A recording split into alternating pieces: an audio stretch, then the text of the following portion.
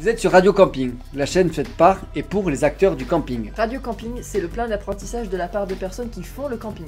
Gérants, fournisseurs, partenaires, des discussions à cœur ouvert qui vous feront découvrir l'envers du décor et bien plus encore. Nous sommes Johan et Pamela et nous vous invitons à partager ces moments privilégiés avec nos invités. Ce contenu est rendu possible par Geektonic, l'agence web et ad spécialisée dans la commercialisation de camping depuis plus de 10 ans. Si vous aussi vous souhaitez faire décoller vos ventes, rendez-vous sur www.geek-tonic.com ou sur nos réseaux sociaux en tapant Geektonic Biarritz. Bonjour à tous, bienvenue dans ce nouvel épisode de podcast. Je vous souhaite la bienvenue et bienvenue surtout à G qui nous a fait l'honneur d'être parmi nous. Bonjour G. Bonjour. Donc c'est G. Alors oui, c'est ouais. Exactement.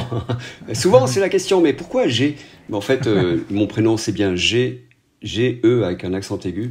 Et Custer, c'est le nom de famille. Je suis un des... Oh, pas l'unique, parce qu'il y en a quand même quelques-uns. Mais je suis périgord-hollandais. Ça veut dire que je suis un Hollandais né en Périgord. Mes parents étaient tous les deux Hollandais. Et le prénom est pas très français. Le nom non plus. D'ailleurs, le physique, il ressemble pas trop à un Hollandais non plus. À un Français du Périgord. Mais je suis né à Périgueux. Bon, ben enchanté en tout cas. Ça permet de t'introduire et donc de te présenter. Donc j'ai Custer. Qu'est-ce que tu peux nous en dire plus sur tes fonctions professionnelles ainsi que tes fonctions au sein de la Fédération nationale? Je suis propriétaire avec ma femme du camping Le Paradis à Saint-Léon-sur-Vézère, qui, comme chacun sait, est le plus beau village de France.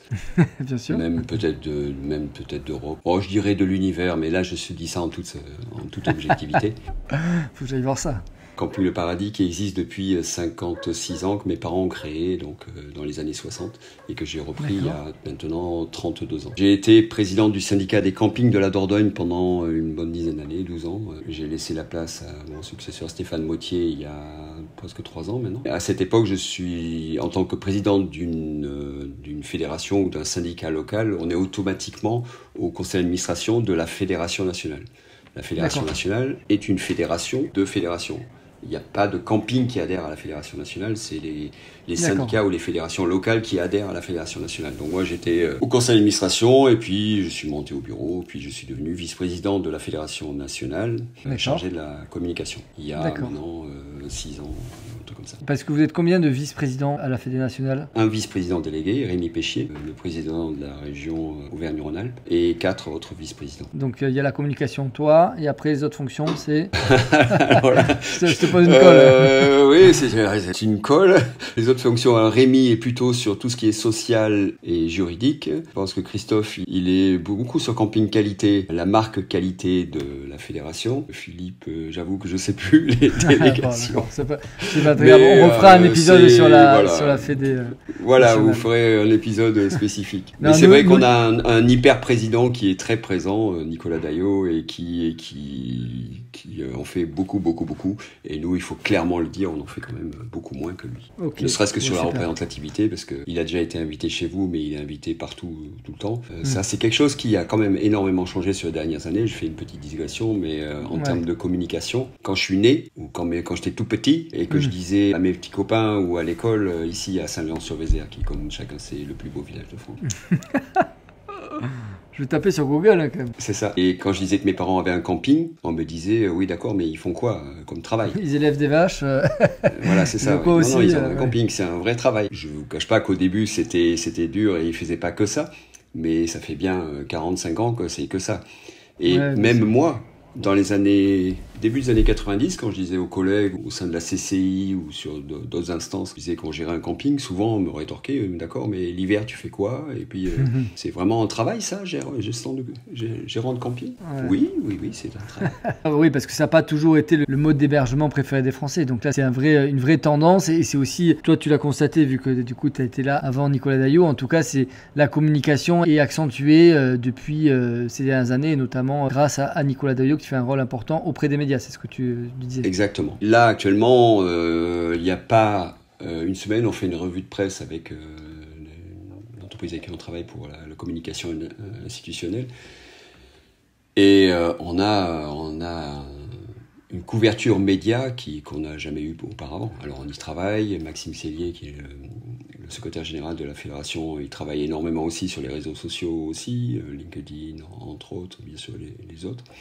mais on est très très présent et on est aussi, il faut le dire, très demandé. Et là, c'est vrai que en général, c'est Nicolas qui s'y colle. Oui, parce que donc toi, tes fonctions auprès de la FNHPA, au-delà du sujet du jour qui est l'Observatoire de la Fédé nationale, on va en parler juste après. Au niveau de la communication, ça rentre donc dans les relations presse, dans tout ce qui est communication sur les réseaux sociaux. C'est quoi le rôle d'une fédération ? Tout ce qui est publication, tout ce qui est publication, bien sûr notre site internet, mais aussi communication numérique, on va dire, et tout ce qu'on gère en interne, publication papier. On publie pas mal de papier, alors même si c'est du papier de façon numérique, mais on publie des documents qui sont souvent faits grâce à l'aide des fédérations ou syndicats locaux ou des personnes ressources.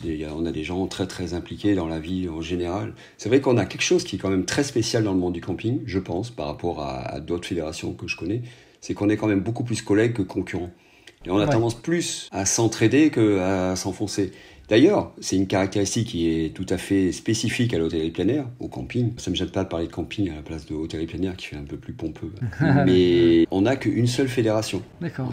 On est tous regroupés, qu'on soit petit, grand, qu'on fasse partie d'une chaîne ou qu'on soit un membre d'un groupe. On est tous dans la même fédération nationale. Et ça, c'est assez unique. Ça, c'est intéressant. C'est, je pense, unique pour cette taille de fédération. Parce qu'on est à peu près 7800 ou tout comme ça, le nombre de campings en France. Là-dessus, il y a à peu près 4000 adhérents, sachant que le reste, c'est plutôt des petits campings ou des campings municipaux. Parfois, sur les campings des grands groupes qui font adhérer une partie de leur camping et pas tous. Ah oui, c'est vrai que c'est toujours marquant. Par exemple, je sais qu'à Argelès-sur-Mer, ils sont plus de 50 campings.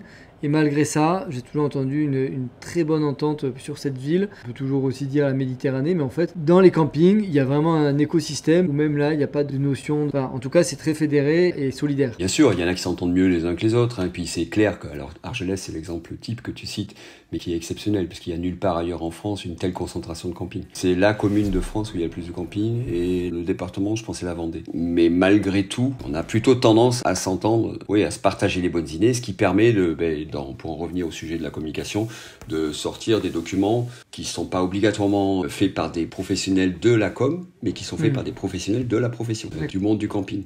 Et après, bien sûr, on travaille pour tout ce qui est la mise en page, enfin pour la forme, plus avec des professionnels, mais pour le fond, c'est fait par nous. Le revu est corrigé s'il faut, par le service juridique ou des choses comme ça, mais dans l'ensemble, on arrive à sortir des beaux documents. De permanent à la Fédé nationale, donc toi, t'es prêt? On est à la Fédé nationale, on n'est pas nombreux, on est 7 maintenant, je pense. D'accord. Okay. On a augmenté un tout petit peu, mais c'est aussi parce qu'il y a beaucoup de personnes comme toi qui s'investissent et qui donnent de leur temps auprès de la Fédé. Oui, la partie papier, juste un autre truc, on publie au moins une fois par mois, par mail, on envoie une info réseau, on appelle ça, donc on envoie à l'ensemble des campings adhérents, que ce soit par nous en direct, la Fédération nationale, ou que ce soit par l'intermédiaire de nos fédés ou syndicats locaux. On envoie de l'information. Ensuite, on a un magazine, j'aurais pu en montrer un, mais c'est vrai qu'à la radio, ça se voit pas très très très bien. Le Gestion ''R, A-I-R, gestionnaire qui est plutôt un magazine et papier et numérique qui lui est envoyé 1 à 2 fois par an, qui fait un peu le point général sur les gros dossiers et des points spécifiques par rapport à la sécurité ou des choses comme ça, de trucs qu'on va garder. Je vais en oublier, mais voilà. Et après, c'est nous aussi qui décidons par exemple, de mettre en avant la profession par l'intermédiaire de trophées. Donc on a depuis l'année dernière les trophées du développement durable. Donc on fait remise des trophées et on organise tout ça avec tout l'écosystème qu'il y a autour du monde du camping et du développement durable. On fait ça sur le congrès cette année, donc qui va avoir lieu à Niort, à Atlantica. Oui, parce que les congrès ne sont plus dans les destinations exotiques du Club Med. Maintenant, ils sont faits sur le territoire national et les excursions à l'étranger sont les universités, justement pour que tout le monde puisse participer au congrès. Ouais. C'est bien, vous avez bien intégré notre communication interne. J'ai fait un podcast avec Joël Rowe qui m'avait expliqué tout ça. Super. Et après, donc du coup, il y a de la com interne avec tout ce qui est gestionnaire, comme tu disais, puis réseaux sociaux, et après aussi donc tout ce qui est, j'imagine, à votre niveau, très important, l'aspect justement relations presse, donc pour que la profession globalement soit de plus en plus plébiscitée et on parle de plus en plus des campings au niveau national, voire international. Tout à fait, et c'est là qu'il y a pour en revenir au cœur du sujet, c'est là qu'on avait un problème, c'est qu'on n'avait pas d'outils internes à nous ou en lien avec l'État, où on pouvait parler de nos chiffres, nos résultats. En général, ça sortait toujours de soit un organisme privé, soit des médias professionnels, et des régies ou de l'officiel des terrains de l'OT ou de Décision. Mais nous-mêmes, on s'appuyait sur nos communications internes ou nos enquêtes internes. On faisait des enquêtes, des Google Forms qui sont faites par les fédés ou les syndicats locaux, et puis on essaie d'amalgamer tout ça et on avait des grandes tendances. Donc super transition, j'ai sur le sujet du jour en effet qui est que vous avez mis en place, vous, un observatoire du coup de la conjoncture, de réservation des campings, en tout cas tous ceux qui ont souscrit à l'observatoire pour avoir un panel représentatif. Donc du coup, est-ce que tu peux nous dire comment ça s'est passé? Puis après on va passer donc comment ça s'utilise. Donc quelle a été la genèse? Donc tu nous l'as dit. Après donc du coup vous avez mis ça en place avec qui? Comment? Relié au PMS? Comment ça se passe? Oui, la genèse c'était qu'on voulait nous-mêmes, nous et l'État, on voulait avoir nos chiffres. L'État a des chiffres. L'INSEE, super, formidable. Sauf que les chiffres, on les a en mars de l'année d'après. Donc pour répondre à la presse, aux médias qui, fin août, début septembre, nous disaient « Alors, c'était comment la saison ?» C'est un peu compliqué pour répondre Alors c'était un peu, je vous fais le geste, au doigt mouillé, ou suivant le vent, ou suivant ce qu'on entendait. On avait d'autres organismes que je ne vais pas citer ici, mais qui arrivaient à sortir des chiffres, mais presque à la virgule près. Ça fait rire toujours Philippe Champetier. De la fréquentation, mais par région, on ne sait pas d'où est-ce qu'il sortait ça, mais il est très fort. On n'avait rien de vraiment très précis. C'est plus à des discussions en État. On a créé un organisme qui s'appelle France Tourisme Observation, et qui a été financé par le plan Destination France. L'idée, c'était d'avoir un outil interne qui financé par l'État. En fait, c'est l'État, les régions via Atout France. On va dire en gros l'office de tourisme de la France.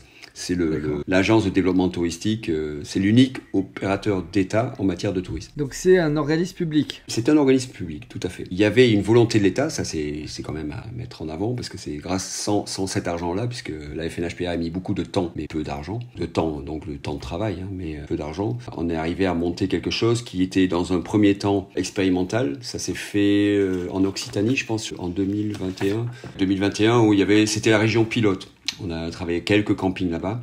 Parce qu'un observatoire, c'est bien, mais pour que ce soit représentatif, il faut faire un panel de camping, un panel représentatif. Alors combien représente les 2 étoiles, les 3 étoiles, les 4 étoiles, qui soient un peu en bord de mer, un peu en arrière-pays, un peu dans la campagne, un peu en montagne. Avoir un panel représentatif, c'est pas si évident que ça. On l'a lancé la première année complète, on a lancé en février 22, où on a envoyé à l'ensemble de nos adhérents la possibilité d'adhérer, bien sûr gratuitement, à cet observatoire, en étant, surtout ça c'est important, avec des données anonymisées. C'est-à-dire qu'on ne sait pas qui les envoie. Enfin, il y a à un moment, la machine, elle sait, mais derrière c'est anonymisé, donc on ne sait pas qui envoie.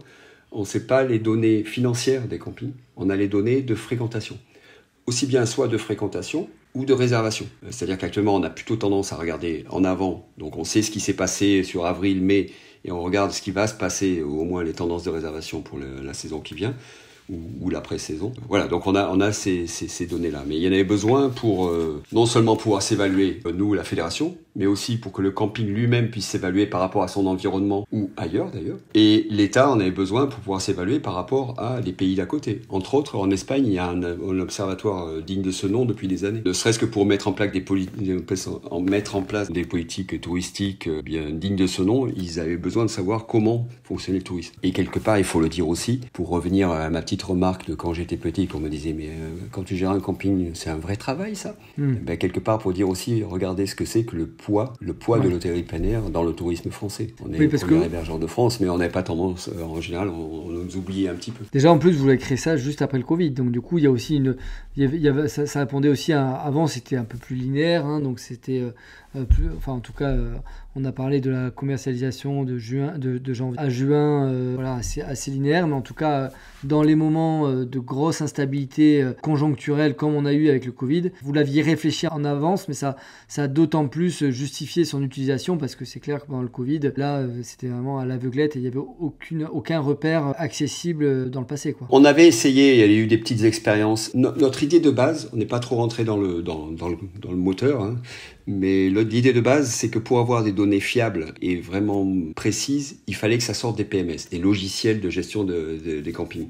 Ouais. Parce que quand on demande à un propriétaire de camping, alors ça gaze la saison? Tu vas me demander, tu vas me poser la question tout à l'heure. Et suivant la météo du jour, suivant ce qui s'est passé hier, suivant ce que la nuit que tu as passée, va arriver le week-end prochain, la nuit que tu as passée, un coup tu vas dire stop, formidable, j'ai une saison d'enfer. Ou tu vas dire oh non cette année putain on a plein de problèmes, non ça va pas. et tout. Donc, en fait, il y a quand même une grosse part de subjectivité dans la réponse sur les questionnaires qu'on a envoyés. Ouais. Là, si le camping donne son accord, lui, en retour, il va avoir les données. Il n'y a que lui qui va avoir ces données-là. Il va avoir les données de son environnement départemental, si c'est assez représentatif, s'il y a assez de camping autour. Sinon, de sa région, de la France, de sa catégorie de camping. Et il va avoir les données de fréquentation, les données de réservation au fur et à mesure de la saison, et aussi par typologie de clientèle, plutôt français, plutôt étranger, et si c'est français, de quel département, et étranger, quel pays. Parce que, et ça, c'est des données qui remontent direct du PMS. C'est-à-dire que, comme pour les données de l'INSEE, ça fait des années qu'on fait plus rien, on a juste à appuyer sur un bouton et ça part tout seul. D'ailleurs, maintenant, on n'appuie même plus sur un bouton, ça part tout seul quand même, dès qu'on a donné l'autorisation. Et là, c'est pareil. Si le camping donne l'autorisation, ce qui est essentiel, les données, elles sont automatisées. C'est le chiffre d'affaires qui remonte depuis pour l'INSEE, c'est où il y a le détail du nombre de nuitées, etc. C'est pas que le compte de résultats qui est envoyé. Non, il n'y a pas de données chiffrées. Alors, il y a des demandes par rapport à un chiffre d'affaires global, je pense, sur l'INSEE. J'avoue que là, je ne sais plus. Mais il y a surtout des données de fréquentation. C'est des données de fréquentation, pas des données financières. D'accord, de fréquentation. Au moins pour l'observatoire, c'est sûr, c'est de la fréquentation et non pas des données financières. Dans l'observatoire, du coup, on a le nombre de réservations, donc de nuitées vendues. Mais quelqu'un qui veut savoir si, par exemple, quelqu'un qui a augmenté de 20% ses prix parce qu'il y a eu, par exemple, il a fait du revenu management, il n'y a pas ces données-là qui vont remonter. C'est vraiment sur du volume de personnes présentes sur le camping. C'est des données de fréquentation. Okay. Donc, des données de fréquentation, c'est pas des données financières. C'est la fréquentation en termes de nuit, de nuitée, qualité du client, c'est-à-dire français, étranger, si français, de où, la provenance. On a des pourcentages d'évolution parce qu'on compare par rapport à un N-1. Parfois, nous-mêmes, on a un outil en interne, le FNHPA, qui nous permet de remonter jusqu'en 2019.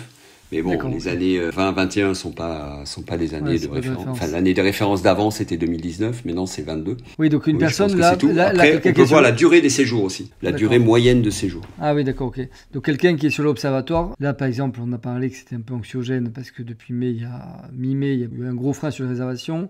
Mais l'année dernière, mi-mai, il y avait eu un dynamiste de dernière minute qui était très important parce qu'il y avait encore l'anxiété du Covid.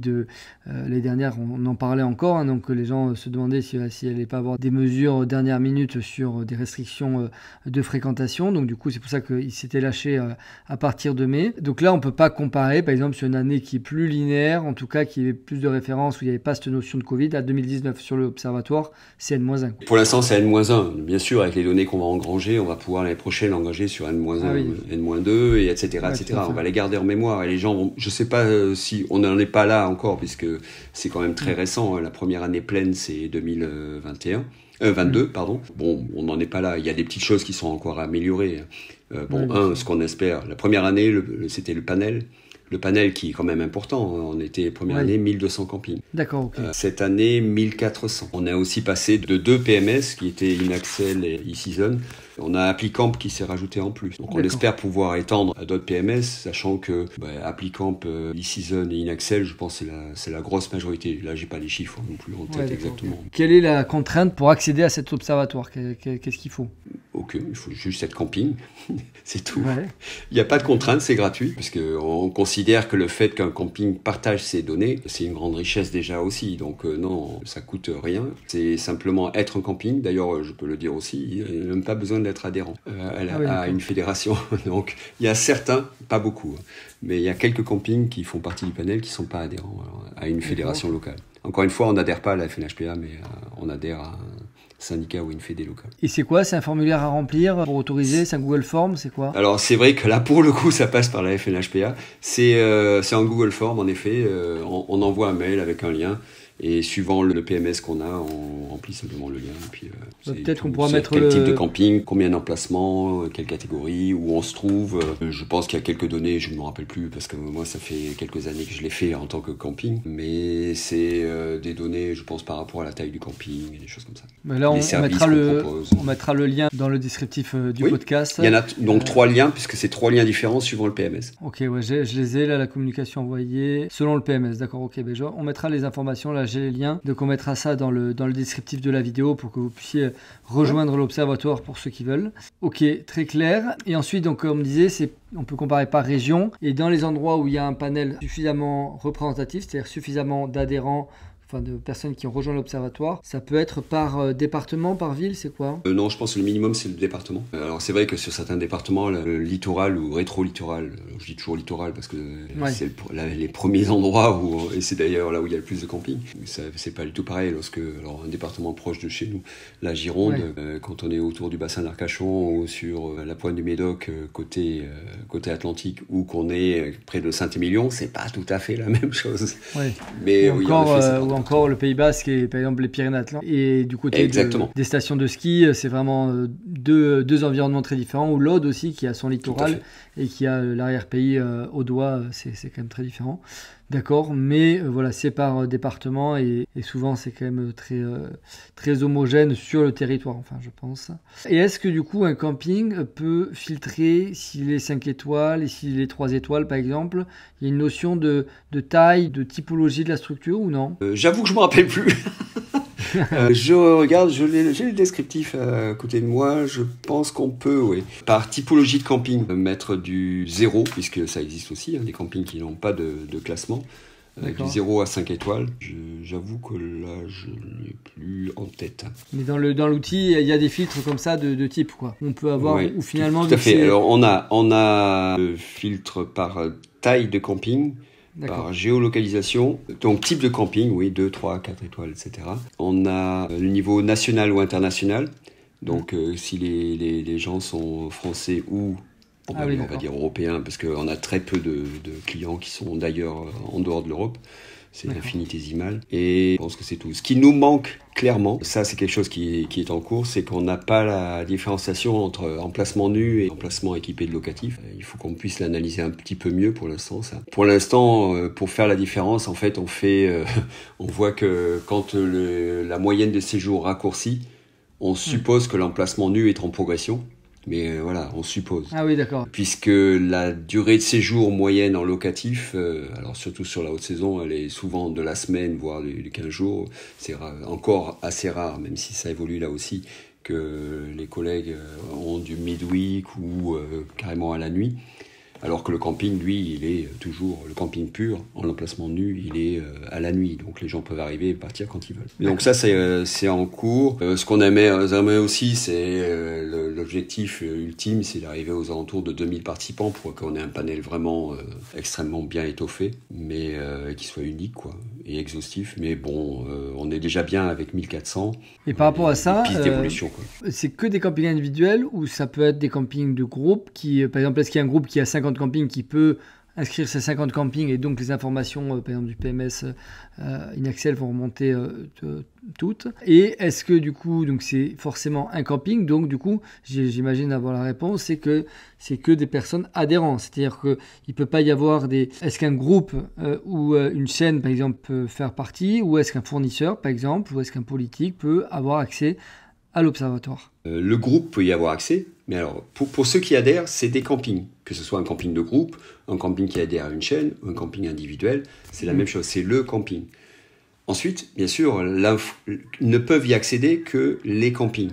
Donc les campings ou les fédés, que ce soit les fédés nationales, les syndicats ou fédés locales, ou les organismes d'État. Donc ADT, CDT, CRT et bien sûr les organismes nationaux. Donc eux, ils ont à tout France, il y a accès aussi, mais aucunement nos fournisseurs ou autres, ils n'ont pas accès. De toute façon, pour y aller, il faut un lien. Pour avoir accès à l'observatoire, il faut le lien et un code, donc tout le monde ne peut pas y aller. C'est pas quelque chose qui est public. C'est réservé soit aux adhérents. Donc ceux qui adhèrent, qui laissent remonter leurs données, soit les organismes que sont les organismes de la fédération, soit les organismes publics qui ont besoin de cette donnée, mais encore une fois, c'est anonymisé. Donc on a parlé des nombres de séjours. Vu que vous avez la donnée qui remonte du PMS, est-ce qu'à terme, vous pourrez peut-être avoir la donnée chiffre d'affaires, panier moyen, voilà vraiment le côté valeur? C'est pas ce qu'on recherche et c'est la donnée la plus difficile. Clairement, c'est une donnée très sensible. Et autant, je vous disais, on est prêt à partager beaucoup de choses. Et même moi, en chiffre d'affaires, zéro problème là-dessus. Mais c'est quand même dans l'ensemble la donnée qui est pas partagée.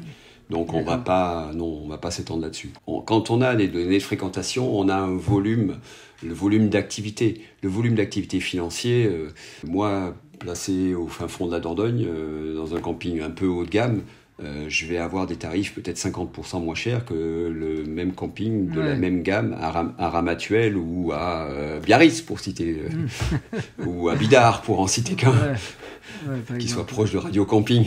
Mais voilà, c'est donc la donnée chiffrée, c'est tellement... la donnée financière, c'est quelque chose qui est tellement lié à la politique interne de l'entreprise que en tant que fédération, ça ne sera pas représentatif. Donc on n'a aucun intérêt à aller là-dessus. Ces données-là, de toute façon, elles peuvent remonter par des organismes d'État, puisque quelque part, on déclare aussi nos chiffres d'affaires et nos bénéfices. Nos bilans sont normalement publics, donc on c'est peut là les où... retrouver par ailleurs. Pour valoriser aussi l'activité, c'est un nombre j'imagine, quand vous parlez au niveau des instances, c'est un volume de nuitées, et pour tout ce qui est aussi volume de chiffre d'affaires, vous le valorisez aussi, mais via d'autres outils. Et en tout cas, ça permet d'avoir des grandes tendances. D'ailleurs, on parle de grandes tendances. Est-ce que si je souhaite, donc aujourd'hui, réservation, il y a moins de réservations qu'à -1, il y a aussi, j'ai l'impression, une projection sur la fin de l'année. J'ai vu que, d'ailleurs, je vais montrer un petit outil pour ceux qui sont sur YouTube, parce qu'après, il y a sinon la partie Apple Podcast, donc vous ne verrez pas ma copie d'écran.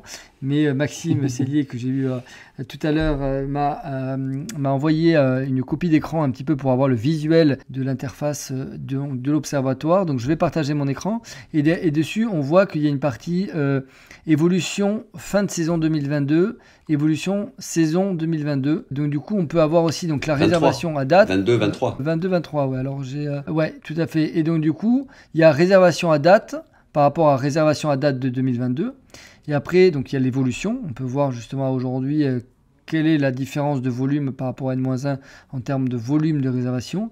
Et il y a aussi une projection sur la fin de saison, c'est ça ? Réservé fin de saison 2000. Ça donne du coup une projection sur qu'est-ce qu'il faut aller chercher en termes de nombre de nuitées par rapport à ce qui a été réservé à aujourd'hui. Réservé, hein, c'est pas les gens qui sont venus déjà sur place et qui ont validé leur séjour, c'est le nombre de réservations, c'est ça ? C'est ça. C'est d'ailleurs assez, quand on parlait de communication en début d'interview, c'est toujours difficile et il faut faire très attention dans les mots qu'on utilise. Et d'ailleurs, ça a été très repris par la presse quand on a fait notre conférence de presse au mois d'avril. Au mois d'avril, on avait des taux de réservation qui étaient quelque part à entre plus 20 et plus 30. Et donc là, la presse reprend, les campings sont en progression de plus 20, plus 30. On dit non, attention. C'est nos taux de réservation, c'est-à-dire à date, au jour on va dire au 15 avril, je ne sais plus exactement quand c'était. Au 15 avril, on a de l'avance sur les réservations, c'est-à-dire qu'à la même période l'année dernière, on était à tant de séjours, tant de nuitées réservées, et actuellement, par rapport à l'année dernière, à la même date, on a 20% de réservations supplémentaires. C'est-à-dire qu'a priori, on est sur une bonne tendance. Mais comme vous l'avez parlé déjà plusieurs fois, en effet, on a eu un petit trou d'air derrière. Mais j'ai un ami bien placé qui m'a dit « Mais non, mais ça va faire l'effet chameau. » Je lui dis « Ouais, d'accord.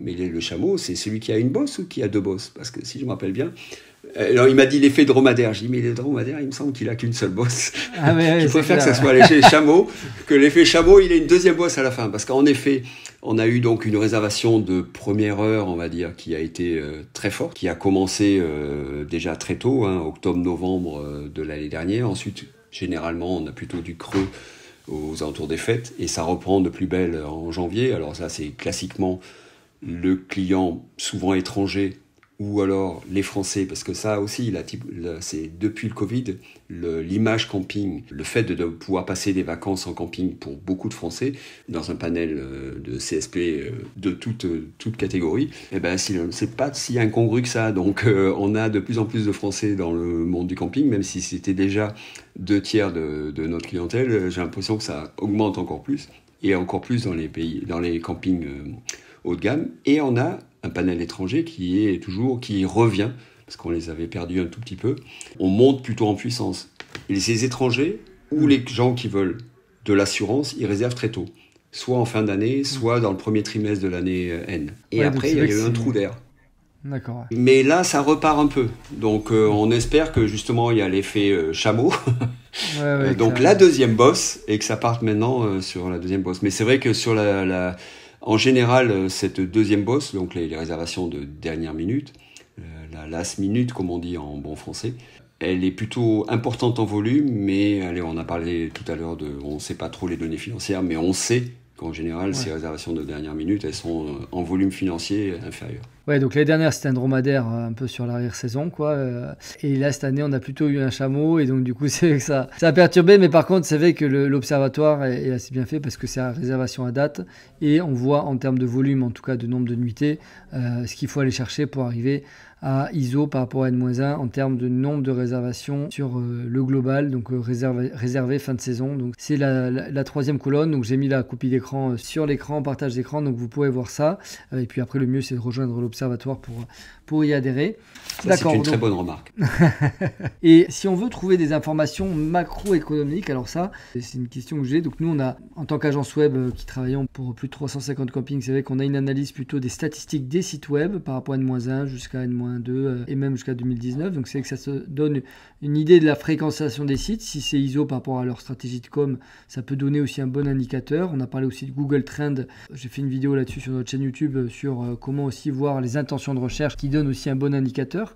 Mais après, si on veut voir aussi les phénomènes globaux, macro-démographiques par exemple, alors démographique, mais en tout cas peut-être au niveau du tourisme, est-ce que les gens vont plus à l'étranger, est-ce qu'il y a d'autres infos au niveau de l'INSEE qu'on peut aller recouper, que l'observatoire c'est vraiment sur la réservation réelle qui remonte depuis les PMS. Est-ce qu'il y a d'autres sources où est-ce qu'on peut aller chercher de l'information? Il y a les yield managers, il y a les experts comptables qui ont une grosse vue sur pas mal de campings. Il y a nous par exemple qui avons accès à beaucoup de stats différentes de sites web. Est-ce que tu sais s'il y a d'autres petites astuces comme ça pour avoir une idée sur la conjoncture? Il y a celle qui est toute simple, c'est vous demander à la Fédération nationale et nous on peut vous faire un retour sur la conjoncture en général. Mais bon, après on a pareil aussi notre Pravda interne, enfin la presse spécialisée, qui a ces informations, qui a des experts. On a des journalistes qui sont dans le monde de l'HPA depuis des années et qui savent où aller chercher de l'info. On a tous les organismes institutionnels que sont les ADT, les CRT, l'ADT, CDT, CRT et Atout France, qui ont probablement de la donnée plus chaude que l'INSEE qui a donné clairement glaciale, voire elle est au congélateur déjà. Ouais, je suis caricatural, mais c'est vrai que l'INSEE est très précis. C'est froid, ouais.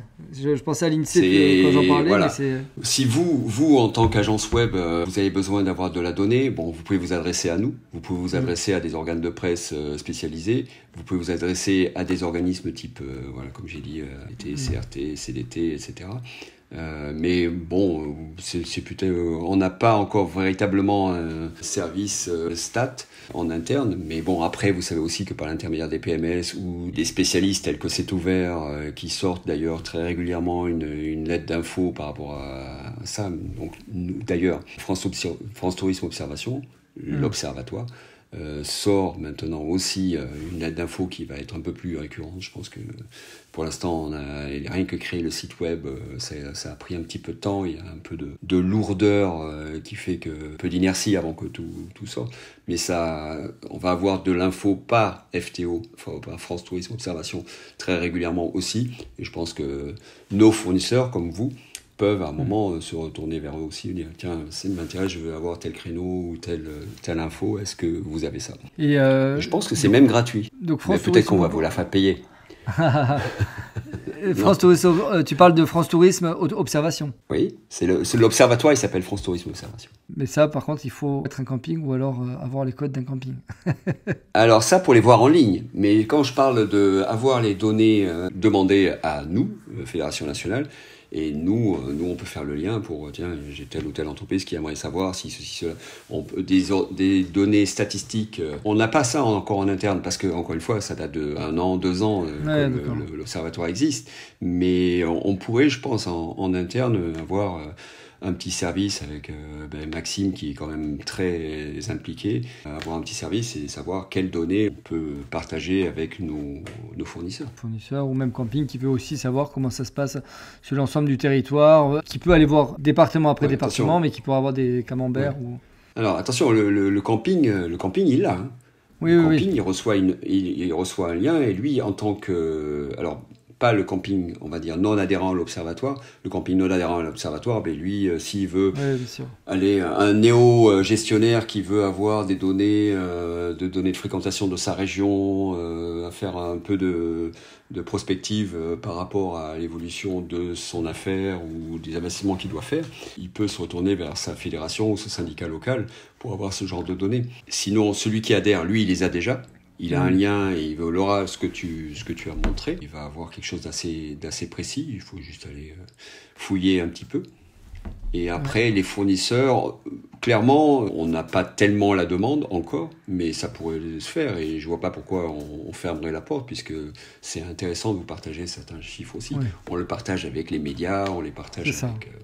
Ok, d'instances. très bien. En tout cas, super intéressant de pouvoir retrouver toutes ces informations pour les campings, vrai thermomètre du coup de l'hôtellerie de plein air. Pour revenir du coup sur la saison, justement, on est aujourd'hui fin juin, mi-juin, fin juin 2023, on est exactement le 22 juin 2023. Est-ce que tu peux nous faire un petit feedback sur déjà toi comment tu ressens la saison en tant que gérant de camping et puis aussi en tant que superviseur de l'observatoire? Qu'est-ce que tu en penses?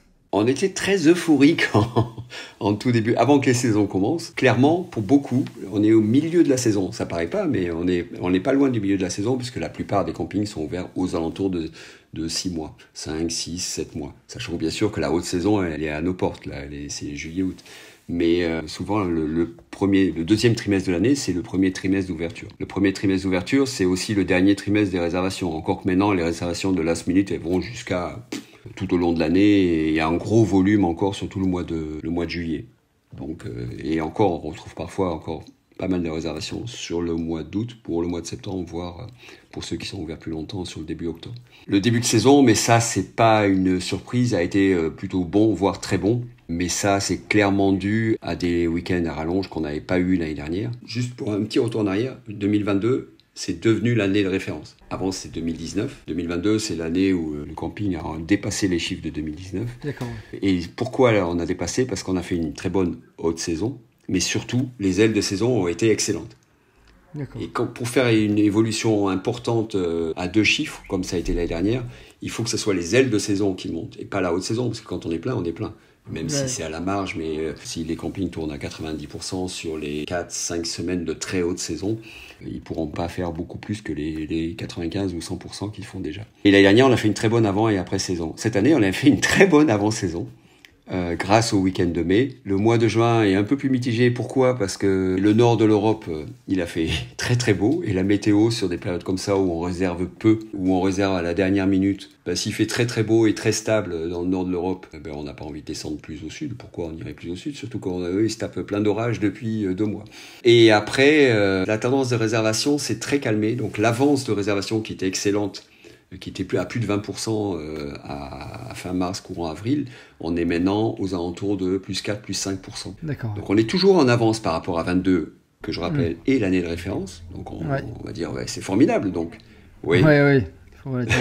Il faut relativiser. Sachant que là, je reviens sur une donnée financière que me rappelle ma femme très régulièrement. Quand je dis, waouh, on a fait plus 18 au mois de mai. Ouais. Et elle voit tout ce qui sort. Et elle dit, oui, mais en sortie d'argent, on a fait plus 18 aussi.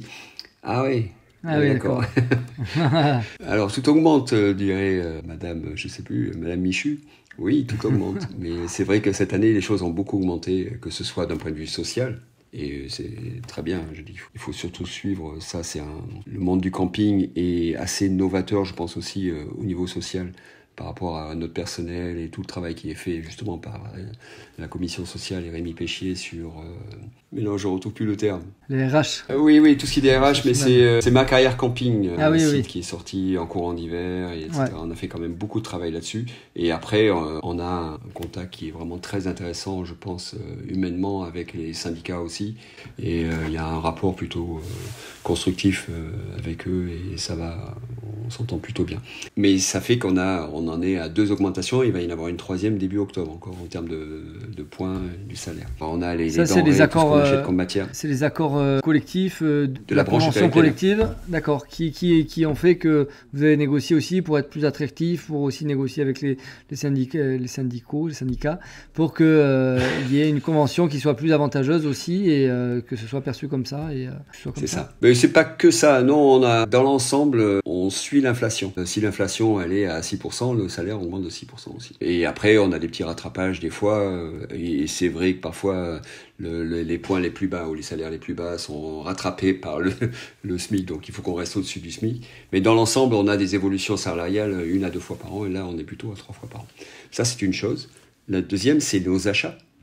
Et nos flux, les flux, l'eau, l'électricité, pour ceux qui payent l'assainissement aussi, le gaz. On a pu les contenir grâce à aussi un travail qui a été fait par la profession pour avoir des tarifs d'énergie qui soient corrects, avec des augmentations qui vont être peut-être entre 10 et 20%, mais pas de 100 ou 200 ou 300% comme les boulangers l'ont subi. Nos achats de denrées alimentaires ou de denrées autres, je pense par exemple au chlore ou aux produits de piscine, c'est des produits qui vont énormément augmenter. Donc ce qui fait que je l'espère avoir une augmentation de chiffre d'affaires cette année, j'espère, mais nos marges vont diminuer, ça c'est clair. Donc l'idée c'est est-ce qu'on va être profitable cette année globalement ou pas. J'espère que si. Mais c'est vrai que c'est pour arriver à absorber le volume d'augmentation globale de notre fonctionnement, ça ne va pas être tout simple. Exigence des néo-campeurs aussi, la professionnalisation du secteur, les groupes aussi qui montent en gamme et qui pénètrent le marché. Donc voilà, les indépendants aussi qui des fois sont pas toujours, qui ont racheté, donc qui ont des crédits et tout ça. Voilà, c'est sûr que c'est un secteur quand même qui est passionnant, qui est convoité, donc positif, mais sur lequel forcément il y a aussi des contreparties et tout le monde subit aussi l'inflation et notamment vos consommateurs qui sont quand même sur la tranche, on va dire, moyenne, hein, même s'il y a des CSP+, il y a maintenant des néo-campeurs qui sont aussi sur des CSP+, mais forcément, c'est des personnes qui prennent de plein fer l'inflation, donc vous ne pouvez pas non plus augmenter indéfiniment vos tarifs. Donc forcément... Globalement, nos tarifs suivent l'inflation. En gros, suivant bien sûr, encore une fois, on en a parlé tout à l'heure, la politique des collègues ne tient qu'à eux et à leur évolution en termes de gamme, en termes de services proposés, etc. Mais globalement, quand on regarde vraiment de façon macroéconomique, les campings, leurs tarifs évoluent avec l'INSEE. On a tendance à voir dans les médias, puisque comme on le disait tout à l'heure aussi, on est plus exposé, on a plutôt tendance à voir des campings avec énormément de services proposés, des méga parcs aquatiques, etc. C'est très bien, mais ça représente 15 à 20% de l'offre. La plupart des campings sont encore quand même des campings de petite taille. La moyenne est entre 100 et 120 emplacements. C'est des campings, dans l'ensemble, comme on dit, familiaux, qui sont tenus souvent par un couple. Et pour être bon gestionnaire, il faut être au minimum, se caler sur l'inflation. Voilà. Donc, bon, on est quand même encore on est et de loin le champion du tourisme social. Donc on ne va pas scier la branche sur laquelle on est assise. Okay, donc pour finir sur la saison, je dirais qu'on va finir, je l'espère, au même niveau que 2022 et ça sera formidable. Bon, alors pour l'instant, on a encore un peu d'avance. Donc voilà. Super. Après, ce qui est intéressant, qui est intéressant quand même, c'est que le temps de séjour, c'est ce que je disais tout à l'heure, on n'a pas exactement dans l'observatoire la différence entre l'emplacement nu et le locatif. Mais le temps de séjour a tendance à diminuer, mais pas le nombre de nuitées au total. On peut penser que le camping pur, non pas du locatif au camping, a tendance à progresser plus que le locatif. Okay. Donc ça serait le retour en grâce de l'emplacement nu. Ok, ouais, c'est vrai que le côté aussi contact avec la nature, la force aussi peut-être justement du camping par rapport à de l'hôtellerie ou du dur, en tout cas, voilà, c'est vrai qu'il fait un rebond. Vous sentez avec l'Observatoire notamment une des tendances, c'est qu'il y a peut-être un rebond sur l'emplacement traditionnel et aussi peut-être un retour des étrangers, notamment les Hollandais ou les Allemands qui aiment, tu pourras nous le confirmer vu que tu es aussi un côté hollandais du coup, comme tu nous le disais. Et voilà, ces personnes qui sont revenues cette année, en tout cas depuis l'année dernière en masse, du coup aussi peut-être redynamisent cette partie en ayant toujours la partie peut-être français qui ont redécouvert leur territoire, qui eux sont sur du locatif.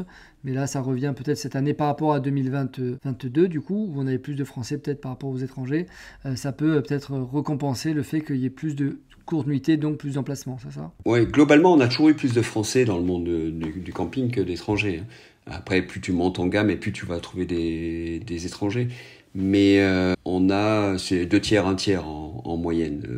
En Dordogne, c'est un peu plus d'ailleurs, on a plutôt 40% d'étrangers en moyenne dans les campings. Ce qui est intéressant dans ce que tu viens de dire, justement, ça, je pense, c'est aussi dû au Covid, c'est la redécouverte ou la découverte du monde du camping, mais aussi du camping proche de chez soi. Je pense que près de grandes villes ou dans le nord de la France, on a assez facilement, parce qu'il y a un développement du résidentiel assez important dans ces régions-là, on va assez facilement à 20, 30, 40 km de chez soi parce qu'on a son propre mobil-home ou sa caravane sur un emplacement à la saison ou à l'année dans un camping.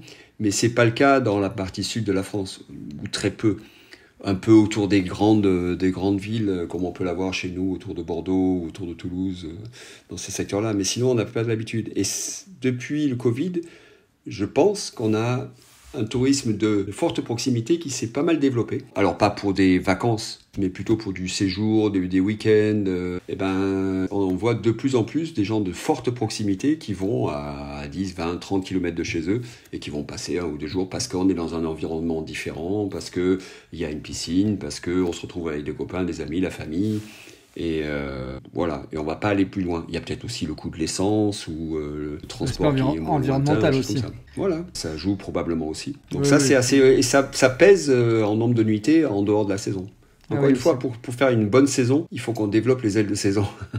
Et développer les ailes de saison, c'est peut-être aussi développer sa clientèle locale. Merci pour ce tour d'horizon global sur l'observatoire, mais aussi sur la saison sans langue de bois et avec ce positivisme qui est très agréable parce qu'on sait que quand même il y a eu un gros ralentissement depuis mi-mai et ça on l'a constaté globalement. J'ai fait un tour des statistiques hier aussi, Analytics. Vous savez qu'il y a eu quand même une grosse cassure et aujourd'hui on attend quand même à date encore la deuxième bosse du chameau. Voilà, donc on espère qu'elle va être bien bossue. En tout cas, merci pour toutes ces infos. On n'est pas loin justement de l'heure. On va finir cet épisode avec mes 2 questions principales, mes 2 questions récurrentes, qui sont qui est-ce que tu souhaiterais voir dans ce podcast, à qui on va poser plein de questions indiscrètes comme on vient de le faire. Peut-être une figure historique du monde du camping, parce que t'en as interviewé déjà pas mal. Tu vas dire oui, mais t'en fais partie. Mais non, moi j'ai l'impression que ça fait pas si longtemps que ça que je suis dans le monde du camping. Ça fait que 32 ans en fait, non, depuis que je suis né, 56 ans depuis hier. Mais bon, je verrais bien Bernard Sauvert ou pourquoi pas Guilhem Ferraud qui a marqué énormément aussi la profession. C'est une idée. Des gens comme ça, des figures du monde du camping. C'est 2 très bonnes idées. Donc je te remercie et j'en prends note pour programmer ça. Et où est-ce qu'on peut te retrouver auprès de la fédération? Et après, c'est dans ton camping, dans le plus beau village de France, c'est bien ça? C'est exactement au Paradis. Le camping Le Paradis en Dordogne, c'est là où je passe le plus clair de mon temps. Sinon, si j'y suis pas, c'est qu'en général, je suis sur un vélo. Voilà, c'est un peu plus compliqué. Mais en général, j'ai un téléphone dans la poche. Et sinon, les prochains rendez-vous, ça sera à Niort, au Congrès national Atlantica, qui va avoir lieu mi-octobre, il me semble. Tu fais des vacances en vélo? Ça m'est arrivé, oui, tout à fait. L'année dernière, je suis parti pas loin de chez toi.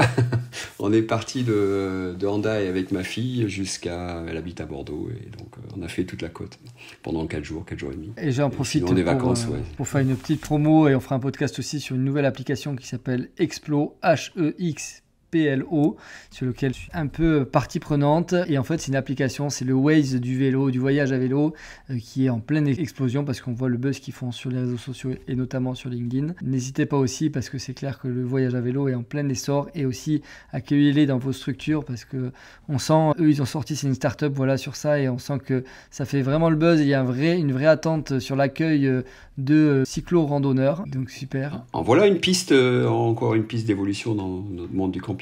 Accueillir des gens à pied, à vélo, à cheval. Mais à vélo, c'est vrai. Alors bon, je suis cycliste depuis toujours, depuis que je sais faire du vélo. Mais c'est clair qu'on sent une demande par rapport, mais aussi de l'infrastructure. Que ce soit le vélo sportif, que ce soit le vélo électrique où on peut faire des routes un peu moins fréquentées mais avec beaucoup plus de bosses, les gens qui sont pas hyper sportifs.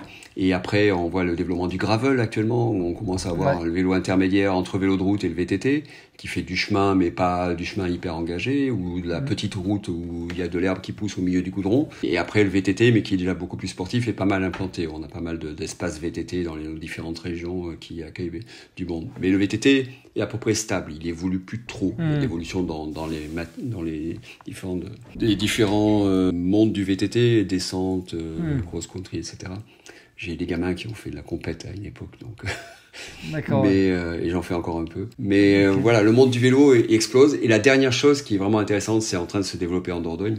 Heureusement, on était plutôt en retard là-dessus. C'est les véloroutes voies vertes. On a une demande, nous, en tant que camping, sur ces offres-là. C'est tout simplement phénoménal. Parce que c'est la découverte facile d'une région. C'est en général, il y a des normes de qualité par rapport à ces véloroutes voies vertes. Il ne faut pas qu'il y ait plus de pentes que, je sais plus, 3%. Donc c'est ouvert à tout le monde. C'est plutôt sécurisé. On peut y aller en famille ou des gens un peu âgés ou autre, se sentir en sécurité. Ça, c'est vraiment une forte demande. Et bien sûr, s'il y a une véloroute voie verte, c'est que quelque part, à un moment, on a besoin de faire dodo aussi. Et si on a un camping pas trop mal à côté, on peut avoir un vrai rôle à jouer. Là. Je vous mettrai le lien de l'application là-dessus qui se veut retracer tous ces hébergements et qui est connecté à Secure Holiday maintenant. Donc il y a aussi les dispos qui remontent sur cette appli parce que c'est pas que Way, c'est aussi le Airbnb ou le booking du voyage à vélo. Donc allez voir ça. Et en tout cas, oui, c'est clair que ça allie le côté économique, le côté slow life, le côté écologique. C'est un vrai mode de transport d'avenir. C'est aussi avec le développement des vélos avec des batteries aussi. Ça permet aussi de rendre accessible à beaucoup plus de personnes le voyage à vélo. Voyage à venir. En tout cas, merci pour cette petite anecdote. Je sais aussi qu'on peut te retrouver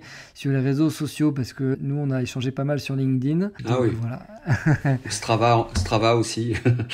Réseau social sportif. Okay. Mais sinon, je suis pas trop présent. Je suis pas trop présent sur les réseaux sociaux, pour être très franc. Un peu sur LinkedIn, oui, mais après le reste, pas trop.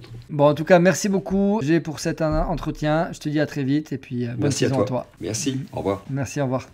Si cet épisode vous a plu, vous pouvez le partager sur vos réseaux sociaux et vous abonner à la chaîne pour être notifié des prochaines vidéos. Un petit commentaire pour la force et rendez-vous autour de la piscine pour un Geek Tonic.